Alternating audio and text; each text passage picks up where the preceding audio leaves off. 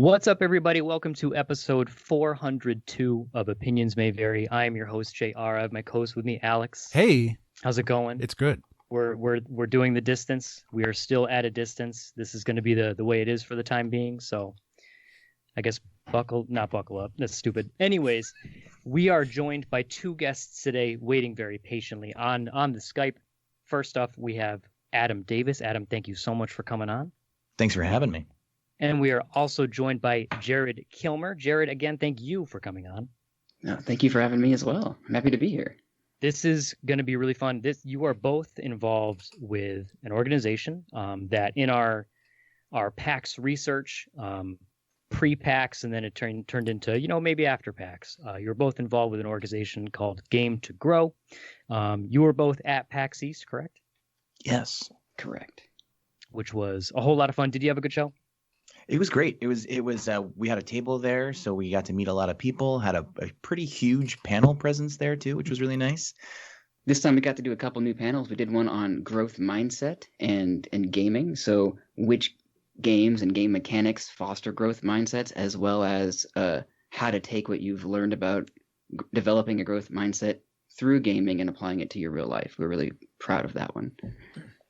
When I had pitched, wanting to talk to you guys, and unfortunately it was about a week and a half before the show when we started trying to research who we could talk to, and I sent the info over to JR, and he looked at what you had and he goes, "Holy shit, they've got 6 panels for the show."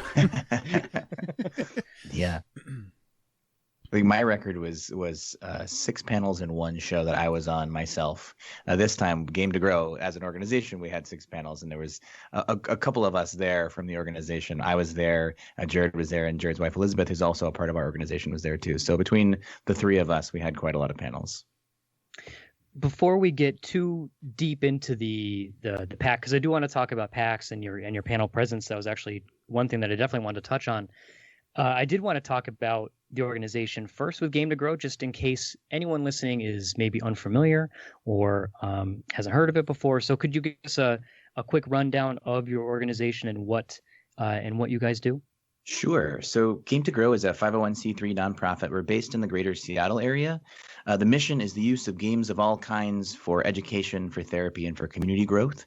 And what we're most well known for is our therapeutic social skills groups for kids and teens using Dungeons and Dragons. And we see 80 kids a week across the greater Seattle area using Dungeons and Dragons as an intentional therapeutic modality. So all of our game masters have some degree of therapy training, and we use the game very intentionally to help kids, some of whom who have, never really had a friend, who have some degree of social setback, really come out of their shell and make friends sometimes for the first time.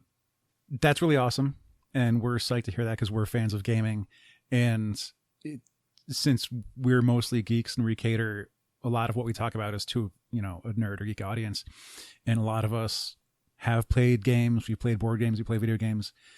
And at this point, we're adults.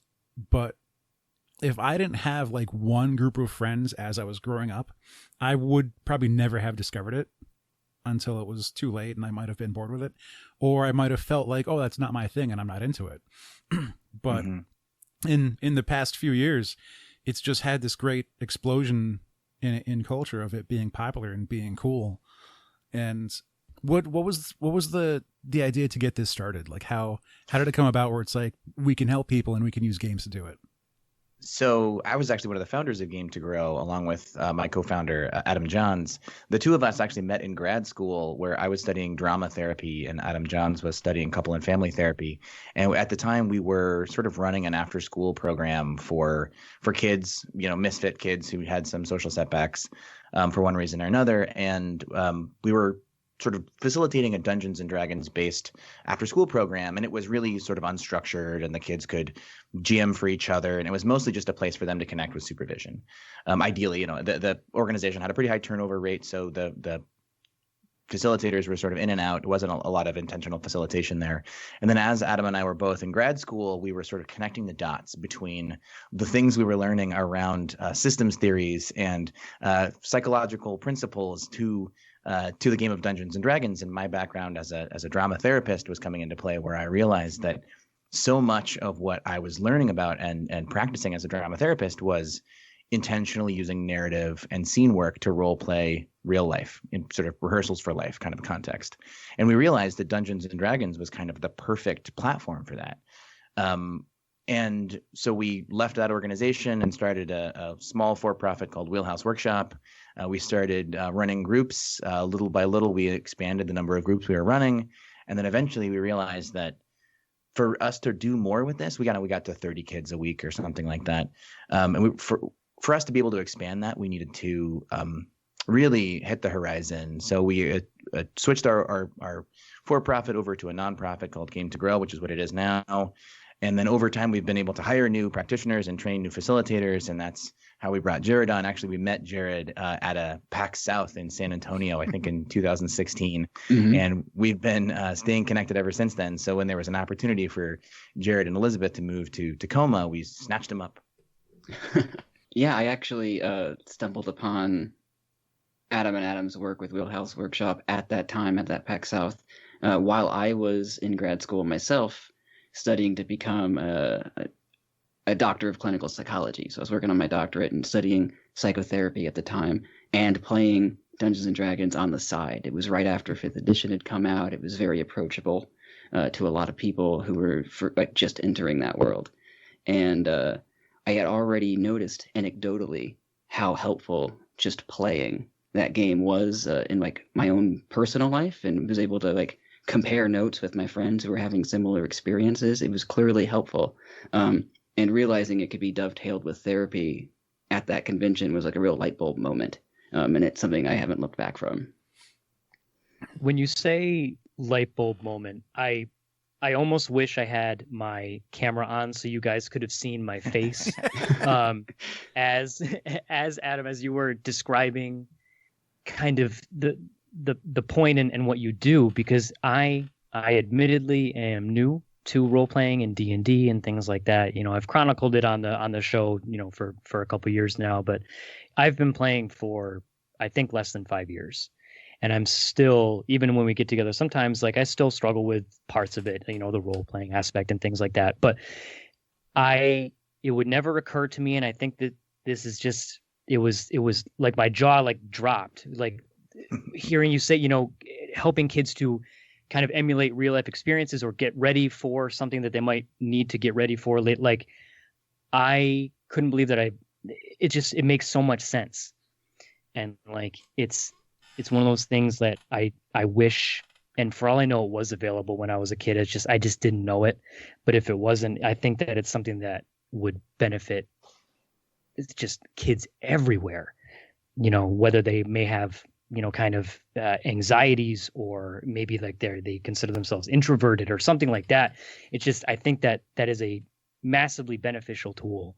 And you also get to have fun doing it. You're Yes. playing games with your friends, so it's like a win-win situation. It's unbelievable. It's been a really interesting journey. I've been doing this since 2011, and seeing the way that the game has changed. You mentioned just how much Dungeons and Dragons and RPGs have sort of taken a big part of public life now. It's been a really interesting thing to see just how many light bulbs are going off. As I mentioned before, 2016 is when we started presenting about this at various conventions, Game to Grow and then Wheelhouse Workshop. And now when we were at PAX Unplugged a couple of years ago, there were so many mental health panels about Dungeons and Dragons or gaming. It's really amazing to see just how many practitioners out there are looking to use these tools as powerful resources for kids or for adults. And in Jared's case, Jared has actually used RPGs with adults and a veteran population, which is a really exciting thing that we're hoping to fold into Game to Grow pretty soon. I started running these groups not just as social skills groups, but as adjunctive to psychotherapy. And so mine looks a lot more like traditional group therapy processes when I run my groups. And the populations I have worked with typically have been veteran populations with severe mental illness diagnoses, and we might use the game to process through some of the symptoms that they are experiencing in their everyday lives, but also to work on self-identity and build confidence, work on communication, understanding the consequences of actions. look at frustration tolerance or impulsivity, understanding the needs and wants of others, problem solving, teamwork, etc. Things like that. I'm feeling it's, I guess the best term is confused. Could you provide an example of like a part of a game that you would use to affect some people? Because like for me, like I play D&D, I want to do some combat. Maybe I want to steal some stuff. And then there's plenty of times, we'll see the memes of like the proud DM sits back because his players are role playing for an hour and he doesn't have to do anything. So we can talk about this in a couple of different contexts. You'd mentioned, maybe this was out there when you were a kid. I know that I discovered D&D at 6th grade. And my middle school experience was like many youth's middle school experience, which was incredibly dehumanizing and invalidating. And I was, I was a victim of peer, bullying here and there. I was an overweight kid who, greasy hair, just struggled with making friends in 6th grade. And I discovered Dungeons and Dragons because I met somebody in the after school program I was in who was reading a Dragonlance book. And it looked cool because it had dragons on the cover, and I asked him about it, and you know how it goes. So I started reading this book, and then he invited me over to his house to play D&D, and then I started just this explosion of creativity, and I was a storyteller, and then I could connect with friends in this immensely creative space where my contributions mattered and my presence mattered. And then I also could, because we were role playing, I could play characters that were, in some cases, better versions of myself. I could play a character who was charismatic, or, I was a overweight kid who got bullied for my size. So when I was playing Dungeons and Dragons, I could play a monk. I could play a ninja who could disappear at will and kick off of walls and things. So it gave me this opportunity both for a little sort of gentle escape from the mundane, but also an opportunity to see myself as someone more than myself, which was immensely healthy and therapeutic for me at that particular time in my life. And so a lot of the work that we're doing with our kids group specifically is oriented towards helping those kids build confidence, build frustration tolerance, help them see themselves for more than what they or what the world tells them that they are. So one of the main orientations we take towards that is looking at the characters they play and what they want to get out of that character. So, talk about myself as a young person. You could probably guess from a million miles away why I might choose a charismatic monk as the character I would play because of my sort of presenting challenges.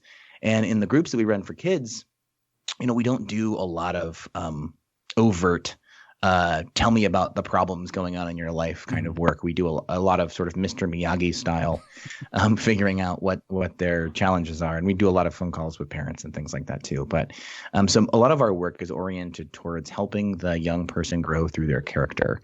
And an example of this that I could give is I had one of my players showed up very comfortable sharing about his depression and his anxiety and his isolation. And the character that he chose to play was a female 11-year-old elf who the only person that their only friend they've ever had is the cat that was in the insane asylum they were locked in as a child. Wow. So very overt connection. And it was actually a reference to a online mobile game called Franbo. So their character was also, clinically insane, tortured, all this, backstory of torture and isolation. And over the course of time, the only character that they could speak to was their cat. Goal for them through their character was to be accepted, to be a part of a team and have the other players accept them for who they are. And then that character over time, the next character that they made was a mafia member who always had friends. So we're seeing someone whose narrative goes from very isolated, very clear background of trauma to someone who has friends. But this character, the second character, all the friends were NPCs. All were like, I can summon my boys into mafia. That was the character back. And they were an assassin, but they were now playing a charismatic character. Uh-huh.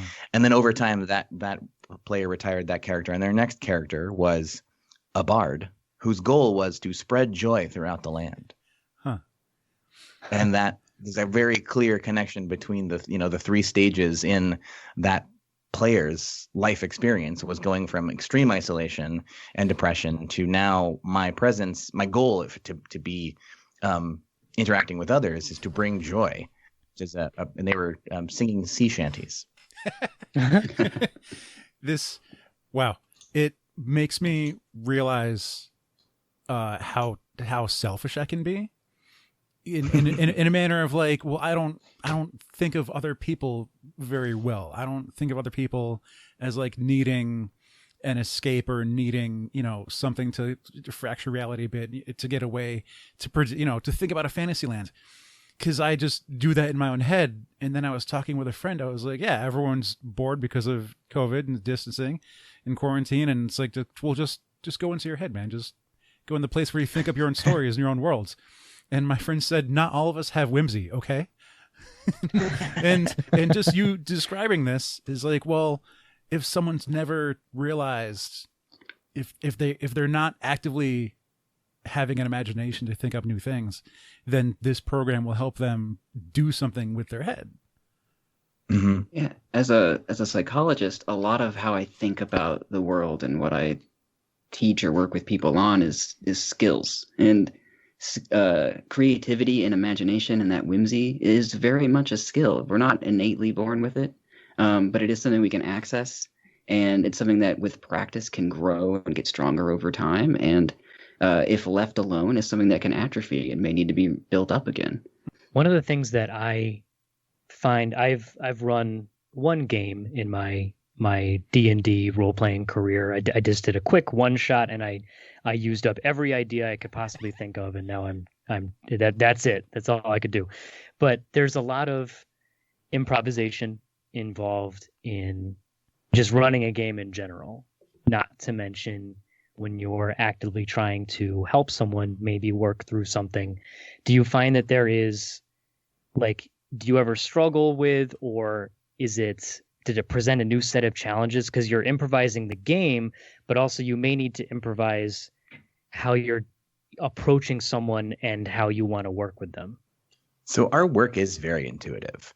I would be it's sort of impossible as a game master to really go full board into a script anyway, as much as modules might try to give you that framework. So a lot of our work, both as game masters and part of the training that we have for all of the Game to Grow facilitators, but especially in the context of supporting people through things, is intuitive, and that requires being able to change course, both for the plot, but also for the tone, for the atmosphere we want to set up. When someone comes in having a hard day, I mean, I had someone come into a group saying that they had someone that they knew at school had committed suicide. So of course, the change in tone is important. We can't just pull out page 14 of our manual and start reading it.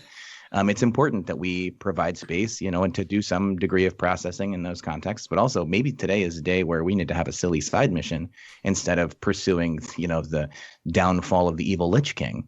But it also happens in the context of changing our plot immensely in the moment. So I had a storyline where the characters needed to go in and talk to a Dracolich, the last remaining Dracolich who was alive after some, big intergalactic dragon war, this last Dracolich, and they had to go talk to him to get him to offer some help to fight back this great evil. And they went in there and they asked him for help, and he said, "Why should I help you?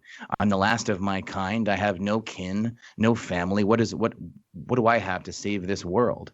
And one of the players, and I'd set this up for this Dracolich to be, evil, basically. Right. They were going to have to make the proverbial deal with the devil, but in this conversation with the Dracolich, after he said that, one of my players goes, "Wow, that sounds like me. I'm pretty lonely too." And that Dracolich, which was going to be evil, all of a sudden became a really sympathetic character. He was lonely. So why should I save this world? Well, there's a lot out there if you leave your cave. And that became a whole conversation. And that was not something that I'd planned. I was planning to have a moral conundrum where they needed to choose the lesser of two evils. But it ended up that they helped this Dracolich make new Dracoliches by corrupting a whole brood of dragon eggs. And then one of the players became like the dragon queen. This was before Game of Game of Thrones, but he became the Dragon Queen and took over raising a new brood of Draco Lich babies. It's a very all of that was a lot of pivoting and changing based on the impulses that come up in the moment as a game master, reading what matters here. How much training does this take? Because picking up someone who might have a lot of therapy background or psychology background, and then being like, okay, here's D&D, here's role-playing games in case they're not familiar with it. Do you seek out people, or have you been able to find people who have a foot in both worlds? And then go ahead. Yeah, so hiring people has been an interesting journey. I mentioned that we at Wheelhouse Workshop at the time met Jared and Elizabeth years and years ago, and so there is definitely something around finding the right person. And I think Jared is a clear example of someone who we knew even way back then, before we had even decided to think about hiring anybody, much less pulling someone across state lines to join us. But that's the kind of thing where it really is so much of a personality fit and a sort of culture fit, so much more, at least in our organization, than pure training. I mean, we have 9 facilitators total in all the groups that we run, and a lot of the training can be taught. A lot of the Dungeons and Dragons skills can be taught. A lot of the sort of disposition is much harder to train, and that's the intuition piece. Some of that is the spontaneity, the willingness to improvise. Those are all things that we largely looked for in our applicants before we thought about training them in any capacity. We've done a lot of in addition to all the gaming conventions we've done a whole handful of academic conferences as well. And one of the interesting things about that is we have in those contexts, we have a bunch of people in the audience who are very well trained in principles of psychology and counseling and drama therapy, et cetera, teaching, nursing. And what they lack is the capacity to or background in role-playing games. And so it's really been kind of an interesting journey to figure out the training programs for how do we train good game masters to do the game intentionally, and how do we train great therapists to learn how to use Dungeons and Dragons in that context. Yeah, it really does require both skill sets, and we're very lucky to have a multidisciplinary team of lots of different individuals from different mental health or education backgrounds, kind of working together and collaborating in training each other. There was one thing in doing research and looking at the site, and I was looking through like Twitter accounts and things like that. And one thing that kind of popped out to me, I can't remember where exactly I saw it, but I saw just one line, and it was just, how have games improved your life? Which it could be really easy to just, keep scrolling and but when I started to think about it and think about the group of friends that I have and the support systems that I have in place, how much of that is centered around gaming. I think that it is extremely significant, and I think just an easy question like that can really get you really thinking. I guess I think I wanted to maybe ask that to the both of you. I think that's where I want to go with this. It's just, I had that in my notes. Is just, how have games improved your life? And it's something that I just wanted to get out there. So, is that something that you could speak to? Sure, Jared, why don't you go first? Yeah, it's such a profound question, and there's a lot of different ways it could be answered. At the most basic level, games have improved my life because they're pleasurable and they're fun, and I'm able to fill some time with play, and it just brings some joy. And I often think if our interventions at Game to Grow do nothing else, I mean literally nothing else, we are teaching participants a new hobby that they can go forth and enjoy in their own social circles. But games have also provided space to try on different hats and step into the different shoes of other players or other characters. Characters that we create ourselves or that we just fill the roles in as we play through a different story. They allow us to intentionally work on certain skills. That's really what we're focusing on in Game to Grow, and it's not necessarily something that's happening at home in everyone's regular play sessions, but it certainly could be. I have learned a lot of interpersonal skills through my games. I have leveraged stories about games in job interviews. like how to displaying leadership or communication skills, and where I've learned that playing Dungeons and Dragons, or participating in raids in Destiny. There's like a long list of things I could probably point to that games have taught me, in addition to just getting able to play. And I mean that in the most broad sense, in terms of learning and messing around and just trying things out. For me, I think about games in many different contexts. And of course, games have improved my life because a lot of my life is playing games professionally now, both in the games that I run as a game master, also the live stream games I play online, or whatever the case is. I play games a lot, mostly Dungeons and Dragons, and I can't turn off the part of my brain that thinks about the purpose of games. I mentioned earlier playing games as a young person. I was also a big Quake 2 player. I played in tournaments, a 3-person team with my best friends at the time. And so I've been a gamer in that context for a very long time, and it brought me a lot of community.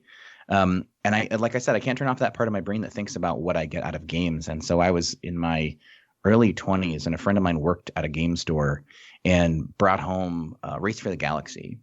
And Race for the Galaxy is a card game, where it's all about opportunity cost. Everything you're doing in that game, you want to invest in something, you have to give up a lot of other opportunities to do so. And I even just sitting there and playing that game, I realized how much of a hard time I have making decisions where I have to choose one thing over another. That game is all about doing that. I want to choose this really expensive investment. It costs 7 cards out of my hand to play that investment.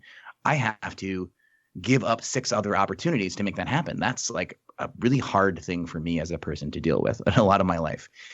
So I started realizing that, okay, this is a thing that I struggle with. This is me connecting the dots from that to my real life. And now that I can't turn that off, I really have to think about all the games that I play for how much introspection I want to be doing. Like I just picked up Doom Eternal, and I love it because I don't have to think about anything. I do, sometimes I like ranged weapons more than close-up weapons or something like that. Maybe that says something about me, but either way, I think that there's something about why we play games and what we get out of them that I think is so important. And looking at it in the context of, I think about characters that I play in all my D&D games, even as I'm, not playing or not a therapeutic context. I'm just playing a fun game with my friends, and I'm like, oh, there it is. There's the reason why I chose that dwarf barbarian, is I have some aggression to get out, or whatever the case is, So it's been a powerful introspective tool for me. And I even at a panel at PAX East that I was on with Jared. Jared was the moderator for it. We talked about video games and or games in general and growth mindset, like Jared was saying earlier. And I talked about Dark Souls, another one of those games that is just so good at challenging, your frustration tolerance. And I, as I said on that panel at PAX East, I think about my life in 2 different eras, before and after Dark Souls. I had never thought of frustration testing. Like, how far could you get in Dark Souls if you normally throw your controller? Which I did. I didn't throw it at the television, so I still had a TV and controller to play on, but definitely was a challenging experience getting good at and used to the constant iteration of failure. I mean, that was a lesson, right? I've never liked doing things I'm not good at. That's just, a personal quirk of mine. And then that game helped me realize that if I'm not good at it, sometimes it's because I haven't tried enough, and I haven't tried it enough times in different ways. And that game was all about dealing with that. Maybe I'll go left instead of going right, or maybe I'll iterate the timing of this attack, or whatever the case is.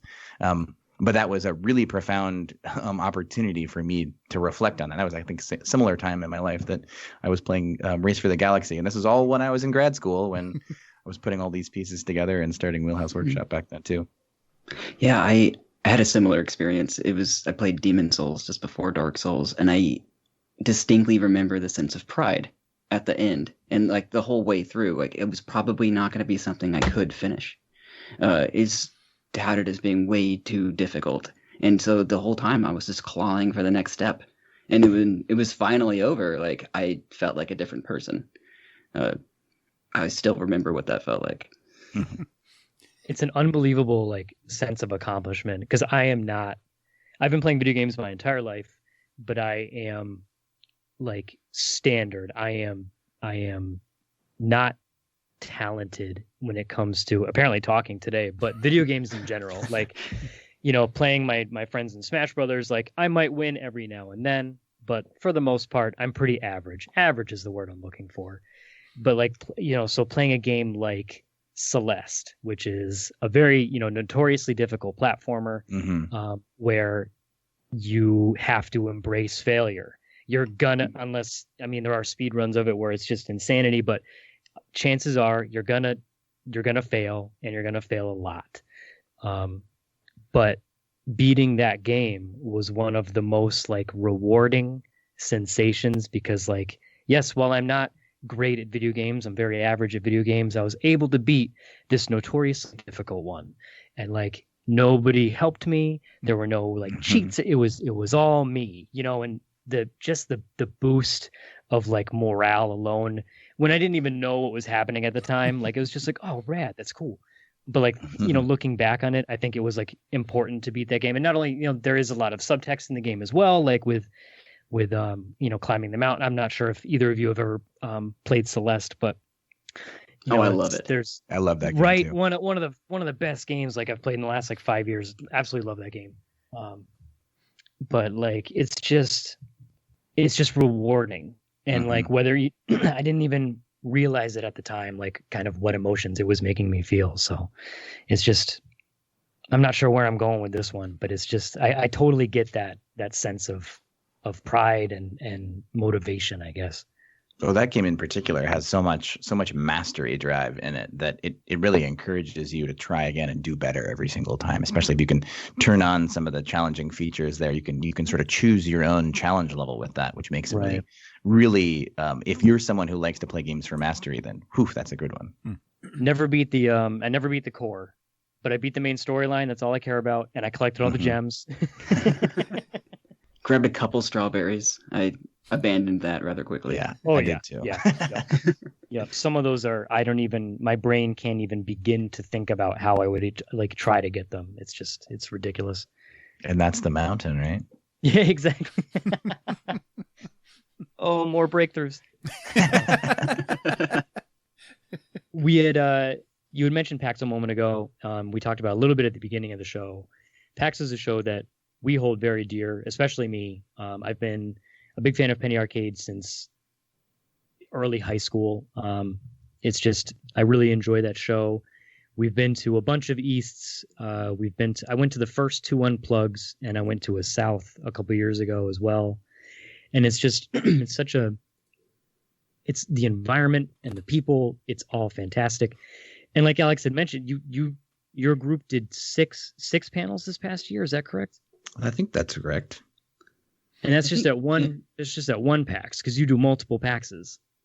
Yes, we Game to Grow has had a presence at I think every Unplugged there has been East since I think 2017 I think, and South since 16 and West since 2015. So we've been to a lot of PAXs now. Yeah, we just got to get to Australia. Check that off the bucket list. Yeah, I would like to do that someday. I'm curious, at what point did you decide that you need to venture out and introduce your theories and these ideas and these questions to audiences with panels? Was that something you were doing that you had minds for before you started Game to Grow? Or was that like, now we have this organization, now we're better suited to engaging the audience more? So back in with the Wheelhouse Workshop days, we started that organization in 2013, and then our first panel presence was 2015, I think. And it was actually sort of a random. It was a shot in the dark. I submitted to Emerald City Comic Con here in Seattle, and actually submitted some people's names on the panel without actually telling them that I did it because I didn't think we'd get in. So I was just shot in the dark. Submitted a panel submission, and we got it. And actually, one of my friends on the panel flew from Kansas to join us on the panel, and I was like, "I'm good news and bad news. Good news is I submitted your name and we got accepted. Bad news is you have to fly to Seattle to be on this panel." So, that was fun. She had a good time being on the panel with me. But so that was kind of how it started, was just kind of random.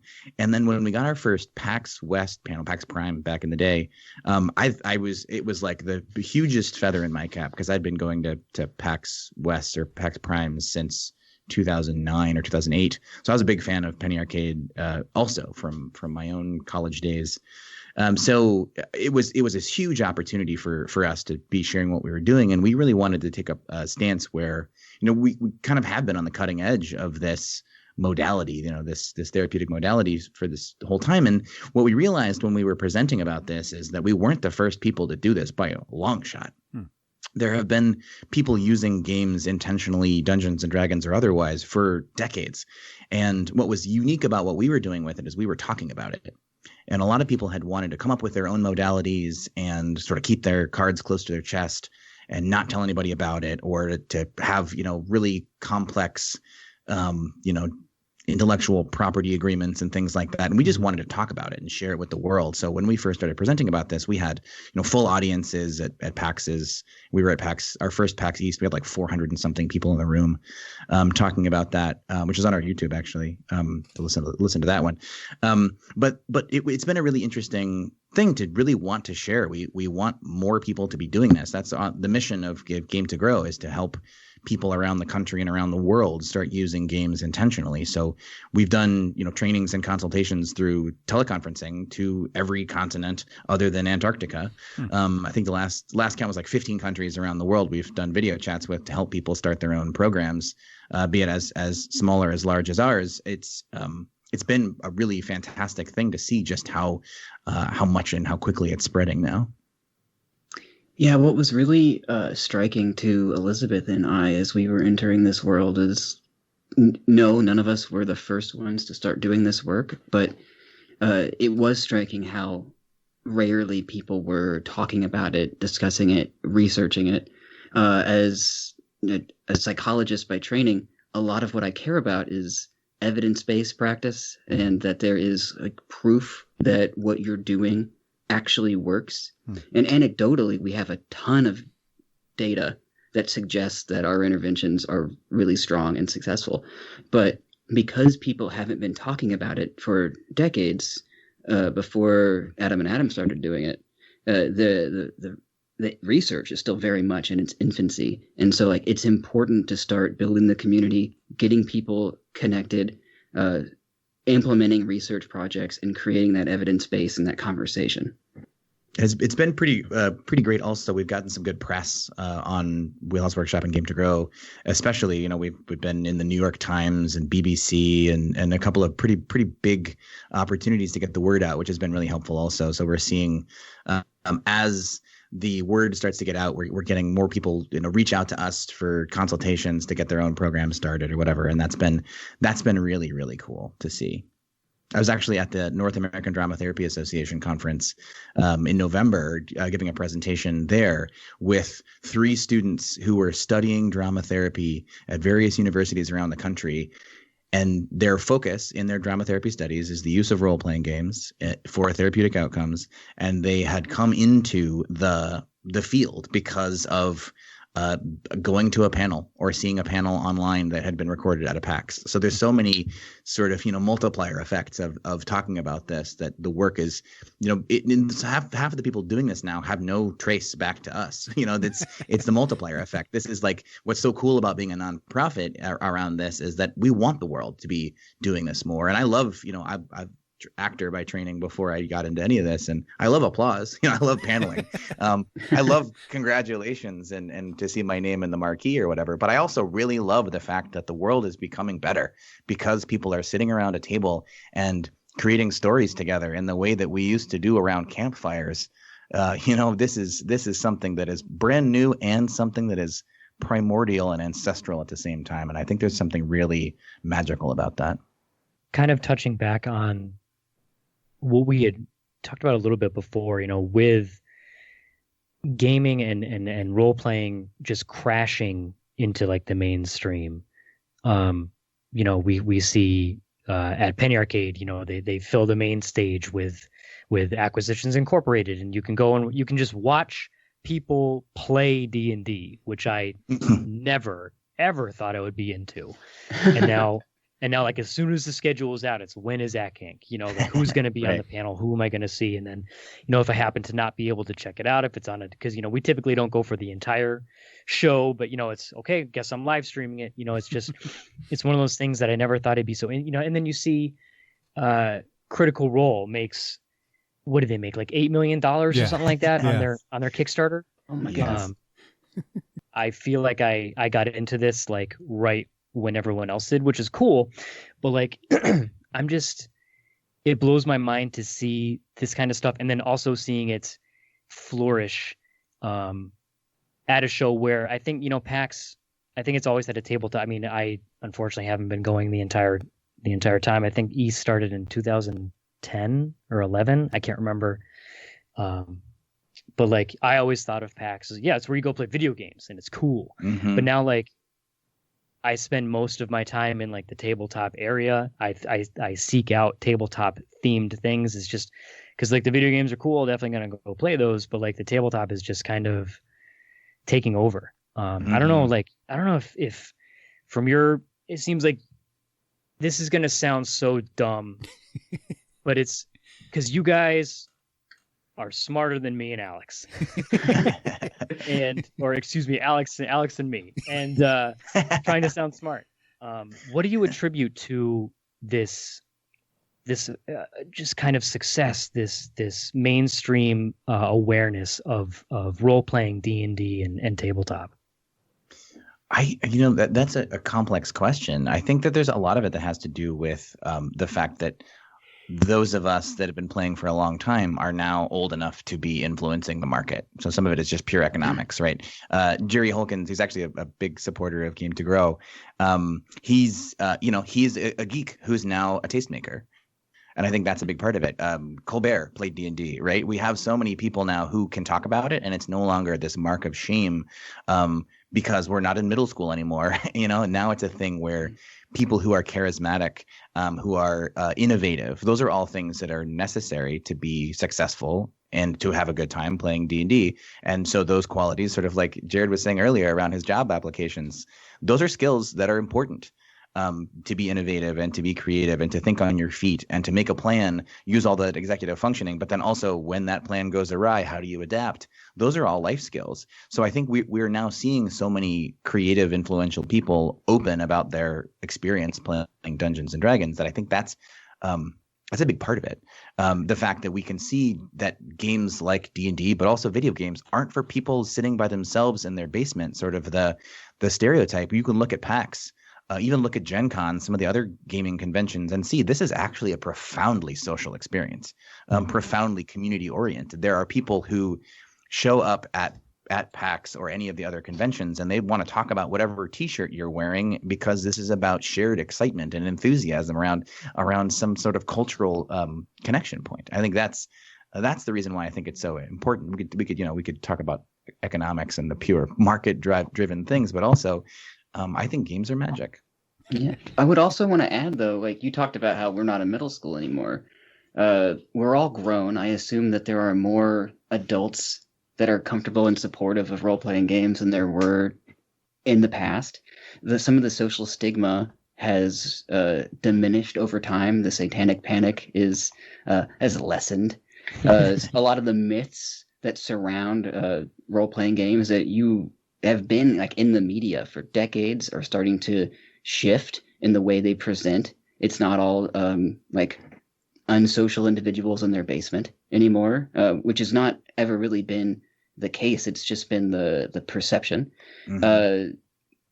So a lot of that stigma has changed. There are improved systems around role-playing games. Like the actual game makers have improved on the game so that it is more approachable, quicker, and easier to learn and implement and enjoy. There is greater emphasis on diversity in these games, and I think had been present in the past, both in terms of like options within the game, but also who it is marketed to. I think all of these things kind of are coalescing at the same time into a perfect storm of this being incredibly accessible and valuable to a large part of the population. to cut backwards a bit, back to panels. It's obvious. PAX likes you guys. It is good to you to have that many slots. It's my question is, how do you gather so many people to fill all these roles and all these different panels? Because like you weren't on all of them, and I'm like, well, they have 6. Like he's just making 6. No, you did a couple here and there. You swapped off. So what kind of network do you have to bring people, to talk about these issues and give these talks, and across the country? So how do we find people Yeah. to talk about? So it's really a matter of what we're doing is largely a dream. It's not hard. It's not hard to find people who are excited about games. It's not hard to find people who are excited about sharing their passion for games. When we have panels, the panels that we have, Game to Grow panels specifically, are largely myself, Adam Johns, Johnny Spangler, who runs our Minecraft program, which we haven't gotten a chance to talk about yet. But and then Jared Kilmer and Elizabeth Kilmer, and they're all fantastic speakers. So there's, of course, it's great to have somebody on a panel who sounds clear when they're talking. So that's, so everybody who's been on our panel are a facilitator for us in some capacity. Whether it's Dungeons, Dragons, or Minecraft. And it's been not as hard as you might think to find people who want to talk about it. And then as far as finding people who are, not directly in our organization, a lot of that networking comes from going to those panels and going to other people's panels and talking to them. I play in a game of streaming Dungeons and Dragons called Clinical Role. And that is a bunch of therapists or therapisty kind of people who are all playing Dungeons and Dragons, and every person in that online game on Clinical Role uses games intentionally in some capacity. So it's also an opportunity for us to play a silly game of D&D, but also say, hey, how is it going? What are your challenges? What are your breakthroughs? Let's share our wisdom and our knowledge. And hey, that panel is coming up. Do you want to be on this panel? Sure, that sounds great. So it's a lot of that networking that takes place through the internet, through Twitter, et cetera. Jared, how do you connect with people in that context? I honestly, I don't think I have an answer that deviates strongly from what you just said. A lot of it is just these natural connections that come about from the people we network with and meet at our shows, in our consultations, in our social and professional circles. The world's pretty excited about the work that we do, and any time there's a opportunity for collaboration, like people tend to be pretty excited to jump on. I think what Jared just said is, I think, really a big part of it, and that's that we try to take a big stance towards collaboration, that we want to be sharing and growing together and offering up our wisdom and the things that we've learned, but also we're very open to getting feedback from other people who have other approaches or other words. One interesting thing about doing this work is that everybody who's making up their own sort of modality for this sometimes has different names for the same thing, which is kind of it's kind of a fun world to be in. There's a term in LARPing called bleed, when you have something that's in the story that bleeds over from real life. It's that sort of effect. I used to call that, in my early drama therapy days, I used to call that ghosting. It's like a ghost on the monitor screen or whatever.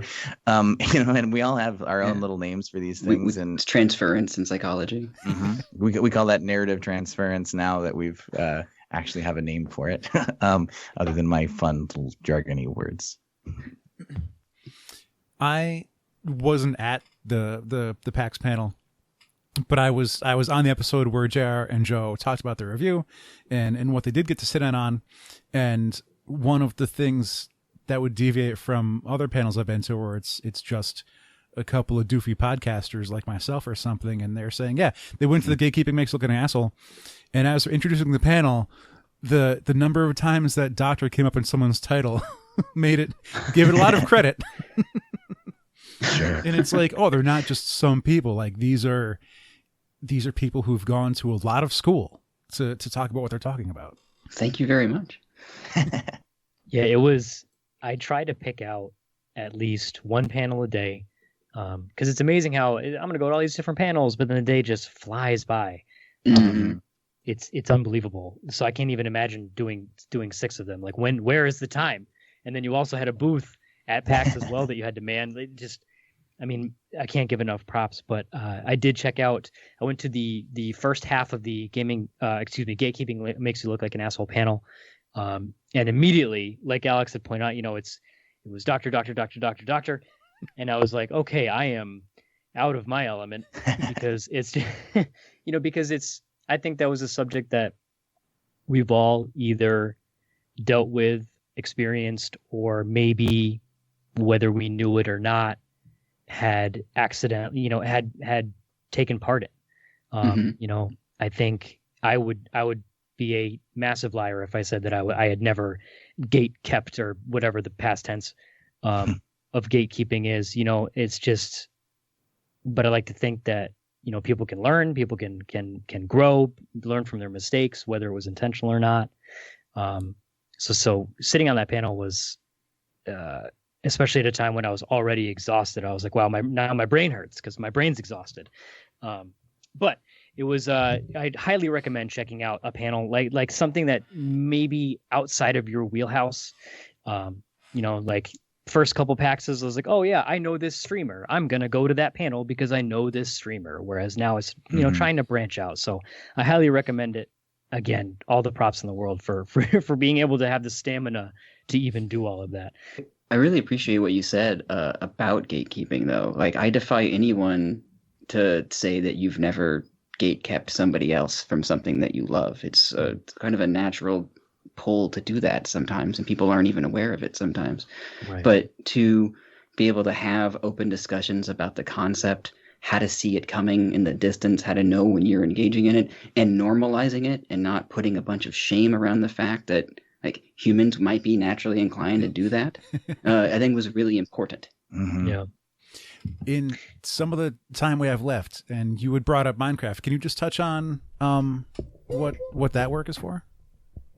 Sure. So the therapeutic social skills groups that we run through Game to Grow in the Seattle, Kirkland area, Tacoma area, and Washington, we have the majority of our groups use Dungeons and Dragons, which has been mostly what we've been talking about today. We also have a group that uses Minecraft and a group that uses Magic the Gathering. And those are very different programs. Those are actually, you'd mentioned our team. Those are both generated from people that are part of the Game to Grow community. The Minecraft program was started by Johnny Spangler. And once again, I've known Johnny for years and years and sort of put a mark on my address book that someday I will work professionally with Johnny. We would both run a summer camp together in 2011 or something like that. So we've known each other forever, and I knew he was interested in Minecraft. And so then when Game to Grow was fit to expand, we have an office space with a conference room that's big enough to host a Minecraft group with computers. We applied for a grant from Child's Play and got 10 laptop computers. So we have an in-person group where kids come, we have the laptops, they sit in person and all log on to a Minecraft server. And then Johnny, who's the facilitator, and Carrie, who's the co-facilitator, they run them through sometimes like building experiences where they work on their communication skills and how they're going to coordinate who's going to do what. They will have swarms. I don't play enough Minecraft to know the lingo for it, but they have hordes. What is it called? Where they have all the spawns of the monsters come in waves, and then they have to fight them off. And then that's a high stress environment where they have to communicate, but also do some self-regulation. It's been a really interesting. I sat in on one as a substitute co-facilitator when Carrie had another obligation one night, and I got to watch just the level of communication and problem solving that happens in that context. It's so much more profound when we're doing it in person. For the Magic the Gathering program, that one was run by a member of our team named Akira. And Akira has been a Magic the Gathering player, since the 90s and has this profound understanding and knowledge of the game. So he approached me and said, hey, I think we could do something with Magic. So we have the client base for it. We have the outreach for it, the referral network for it. So we launched a Magic the Gathering program, and that's focused more on drafting. So they actually get into the the process of it's a mindfulness program where they're thinking about their present actions, thinking about the future, trying to be aware of the entire context of all the choices that you're making, but not getting ahead of yourself or behind yourself. And it's been a really interesting program, both of those, watching them grow, because they're in some ways very similar to our Dungeons and Dragons program. But in many ways, they're wholly new frontiers to explore and make discoveries and share that wisdom with the world as well. With the type of games that are being played, the type of service that you're providing to these people, it is a massively social thing. Mm-hmm. With the current state, with the world that we are currently living in, it is, depending on when you're listening to this, it is April 2020. We are right in the smack in the middle of a health crisis. We are all we're indoors, we are social distancing. I've used that phrase more times in the last 2 weeks than I ever thought I would ever need to. With having such a social organization, what challenges has that presented, and how have you had to kind of adapt to what's going on right now? It's been a very interesting. So I'll start with just sharing how we've adapted, and then I think Jared has some good stories from his groups. So when this whole process started, we're based in Seattle, so we were largely ground zero for the impact of the coronavirus. So we've been social distancing since early March, basically, and our programs normally are in person. We have 8 kids and 2 facilitators in a group, and we have locations all across the greater Seattle area. And we had to, at different times, because of the different locations, stop meetings. We actually canceled some sessions as we were not quite sure what was going to happen, as we were waiting for the latest news. Eventually, we had to just determine that we were not going to be able to meet in person again. So we shifted all of our groups to online through video chat. So we use Zoom, which we have a crowdfunder to help raise the money to pay for all the electronic equipment and upgrades into our accounts and things. We have that on our website. But we managed to put all of our 11 weekly groups onto video chat. And that has been a really interesting process, because in person, there's a lot of body language and a lot of those kinds of things that can happen.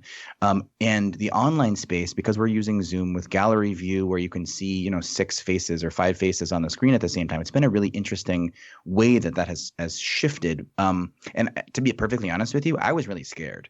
I was really worried that we were going to lose a lot of interest. I was worried that people wouldn't want to do it because they don't have the opportunity to leave the house. A lot of the parents who drop their kids off for our groups, oftentimes they get an hour and a half to go grocery shopping, or to go for a walk with the spouse or whatever, because sometimes our kids require a certain degree of parental supervision, that it's a nice little break for the parents. So I was concerned initially that we would see people stop showing up. But it's actually been the opposite. We've had so many parents email saying, "Oh my gosh, I'm so grateful for the fact that this program still exists, because my kid sees even less people than he did before." Or, my already socially isolated child is now, double down in the amount of isolation that they have. So this little return to normalcy, to laugh with friends, has been really, really powerful. So I'm so happy to see that we've made this transition in a way that I think is not only a continuation, but I think it's a discovery of a lot of potential that I didn't know we had. Yeah, I've been a long time advocate of telehealth services, and I'm really proud of how quickly we've been able to adapt to this new context, and our ability to maintain services to our clients without the pandemic disrupting that in any way. Adam was speaking a little bit about some of his reservations about the shift. A lot of our groups were originally designed to help pull clients away from screens and interact together. And would this be antithetical to our goals? As it turns out, very much not the case. Interacting in an online format requires social skills. They're a different set of skills, but they very much need to be present to be able to help facilitate and intentionally teach these social skills in a new context, which will become progressively more important as our clients like continue to live and like grow and be in this world. It's just a new modality for us to be able to serve people through. So the as we get toward the end here, we typically give our guests a moment or two to kind of see where they can find your stuff. So, obviously the website is gametogrow.org if you want to go and check that out. Usually we also like to kind of say, what are you going to be doing next in terms of shows, but as we all know, the shows are kind of taking a back seat right now. Mm-hmm. So are there any plans in the future for Game to Grow, like where if someone wants to maybe get involved or maybe find out more about how they can maybe even do some training and consultations, or even if you had your own personal things, if you wanted to, where people might be able to find you, if you wanted to, no pressure. Where can people go to get that information? The best place to find more information about Game to Grow is gametogrow.org. On the website, you'll have an opportunity to join our newsletter, which is really the first place you find out about opportunities we have, shows we go to, the training program we're developing. We have had recently, as we're all on our computers more, we've launched a webinar program. So if you want to stay informed about that, I would suggest going to gametogrow.org and joining the newsletter. We also are on social media. We have a Facebook and a Twitter and an Instagram, and all of our handles there are just Game to Grow, Game to Grow, not the number, but the word. And those are great places as well. We launch announcements there for all of our various programs. If you want training and consultation, I mentioned we were launching a formal training program, but in the meantime, we also offer consultation one-on-one through teleconferencing. So as I mentioned earlier, we've had hour-long conversations with people around the world. So if you'd like some support, either maybe you're a therapist, a doctor, teacher, parent, whatever, and you just want some help using games in a more intentional way, you can find out more about that there. Excellent. Alex, did you have? Oh, go ahead. I was just gonna say, and Adam, you had mentioned the webinars that we've been performing, and you guys also talked about the gatekeeping panel that Elizabeth was on. If you want to find her or me, you can find both of us on Twitter at Doctors Kilmer. It's sort of our joint Twitter account for professional interactions. And you mentioned earlier there is your YouTube channel if anyone wants to review past panels to see what they're like and get a handle on what some it is that you talk about. Yes, and you can find that on our website as well. If you go to our website, there is a menu option for I think it's read, listen, and learn, and that's an opportunity where there's panels and podcasts and YouTube presentations and various things. You can see all of that on our website as well. There's lots of opportunities for more. You can hear more stories, learn more about our principles, and also learn more. I didn't get a chance to talk about this today, but we also around the same time that Critical Role was doing their Kickstarter, we did a Kickstarter called Critical Core, and that was more information about that on our website as well. That's a beginner's box for therapeutic role-playing games. If you wanted to touch on it, feel free. So Critical Core is actually, I'd mentioned Game to Grow giving presentations at therapeutic conferences, and it was actually Game to Grow was the keynote presenters at the Washington Association of Marriage and Family Therapy, and that was a fantastic opportunity to share about the life-enriching magic of role-playing games with therapists. And what we realized after talking to an auditorium full of therapists about role-playing games like Dungeons and Dragons is that they were so on board to use intentional role-playing in their practices, and they didn't need therapy training. What they needed was, how do I begin learning role-playing games? And at the time, because there wasn't much else out there, our advice was, well, I guess you pick up the Player's Handbook and then the Dungeon Master's Guide, and then read them, and then play. Find some friends, maybe go to a game store, play with some people, and then you'll learn the game. And then over some time, maybe 6 months, 8 months, you'll build the confidence. It's a huge hurdle to using it in practice. So what we realized is that it takes a lot of time and effort to become a game master at all, much less a good game master, much less a good game master for sensitive populations, or good game master for a sensitive population to achieve therapeutic outcomes. So we set the goal for Critical Core was to be that. So it's a beginner's box. It is a simplified rule set of a Dungeons and Dragons style game. We actually use the open gaming license from 5th edition, so it is very similar to 5th edition Dungeons and Dragons. And the goal for it was not just to be accessible and easily learned by a neurodiverse population, but also by brand new game masters and facilitators. So we wanted something where someone with that therapy training, or maybe a parent, maybe a teacher, you name it, wants to use role-playing games with their clients. And doesn't really matter the difference between warlocks and sorcerers and wizards in Dungeons and Dragons for therapeutic outcomes. It matters very little. What matters is the intentionality that you're bringing to that. So what our design was with Critical Core was stripping out some of the complicated things that just make the game harder to participate with. So making the rule set very simple and accessible, but also having a facilitator's guide, which has the best practices that we have developed over nearly a decade at this point of intentional therapeutic gaming. And then also on top of that, we built in, integrated into that some of the functional developmental outcomes from the play therapy modality called a DIR floor time. So this is really a systemic integration of a lot of these established principles into some of the actual nuts and bolts things we've done in our groups. So the facilitator's guide really holds a lot of our the modality and the way that we do it, Game to Grow groups. It's not a full-on therapy training program. That's something you'd have to come to a training to get. But it is a great starter set, like I said, for people who want to use the game intentionally. So there's no reason why a parent couldn't pick that up and play it with their kids, because it's not under the guise of therapy. It's under the guise of enriching. So that's something that we're designing to be educational for everyone. But the other cool part about Critical Core is actually the adventure module design, which is set up the way that, once again, we design our adventures in Game to Grow groups, and that's where every encounter in the game has a connection to a real world area of social growth. So we built these things called the Critical Core capacities, and it's a set of outcomes basically that we can tie to in-game scenarios as a way to really harness the inherent benefits of role-playing games with a little bit of intentionality. So that solves one of my questions of how for someone who's interested in getting started, and how would they go about doing that? Yeah, that's pretty awesome. Yeah, so they can learn more about that at our website or at criticalcore.org. This was I have a lot of emotions after this conversation.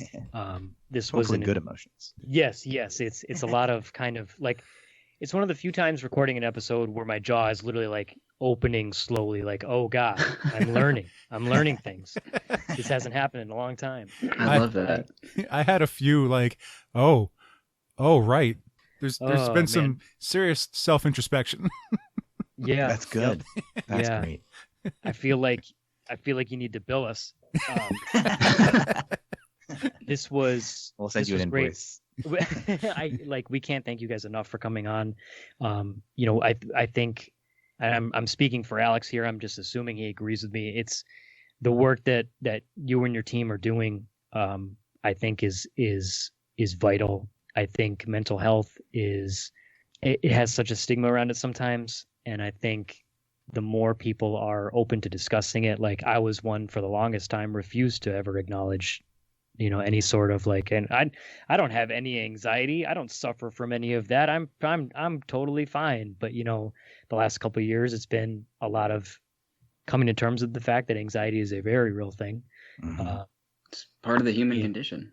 Yeah, exactly. It was a harsh reality, but I think the more that we can like accept that and work toward it, and I'm not quite sure where I'm going with this one as well, but I think the work that you and your team is doing is great, and honestly, like, thank you.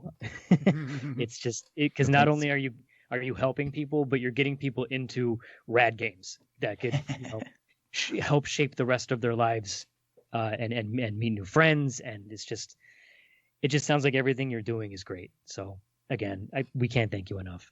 Thanks for having us.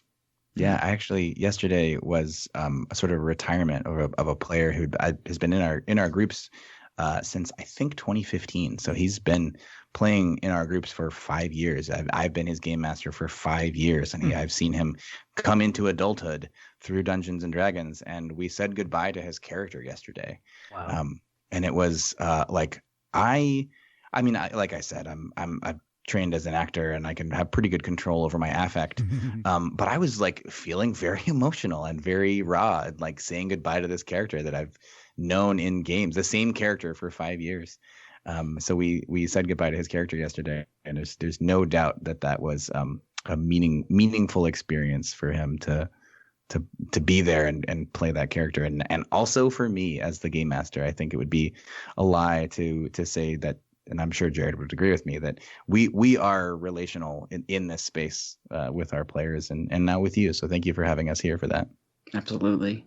You the website was game2grow.org. You can go check that out. Again, on all the social medias, you can go and find them and see what they're doing. Hopefully we'll be able to get through this health crisis, soon enough, and we'll be able to return to shows, and hopefully we'll be able to maybe catch you guys at a PAX in the future, or even a different. I mean, Enfield, that's where we live. Emerald City, is always on the bucket list. So maybe we'll be able to get out there someday and see even more of it in person. But yeah, let me know if you come out here. We'll take you to coffee and salmon and all the good Seattle treats. All the things that apparently are amazing. Yeah. But hopefully soon enough we'll get through this. But until then, you can check it out, game2grow.org, and that's it. I am mentally exhausted. This was great, guys. Thank you so much for coming on. I'm rambling, so I'm going to end it. Until next time, I have been JR. I'm Alex. I have been Adam Davis. I have been and will remain Jared Kilmer. And this has been episode 402 of Opinions May Vary.